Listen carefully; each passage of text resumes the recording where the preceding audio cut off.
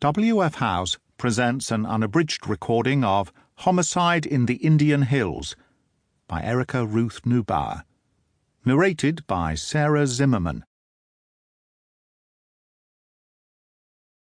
Chapter 1. It was a good thing that I wasn't afraid of heights, only enclosed spaces, since the steam train we were on was clacking up an incredibly narrow track along the side of a mountain.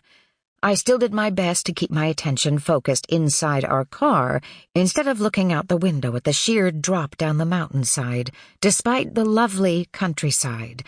Much as I would have liked to enjoy the views of verdant green valley and misty peaks, the path was rather panic-inducing, especially the narrow stone bridges we occasionally crossed over, with dramatic drop-offs on either side that made one feel rather faint.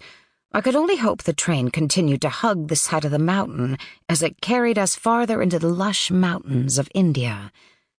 "Not exactly the honeymoon you had anticipated, is it?"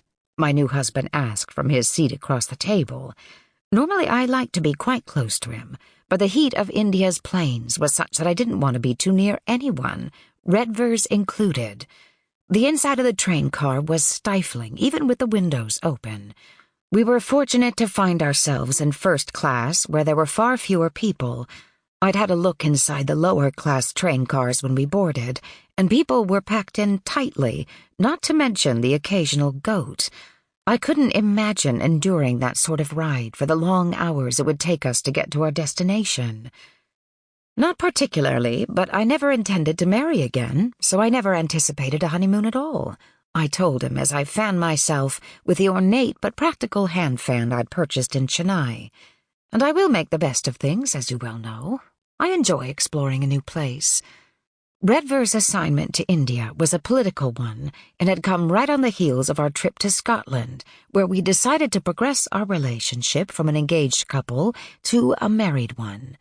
I'd hoped for a bit of time to settle into married life, but that wasn't to be. Not terribly surprising, given the man I'd married.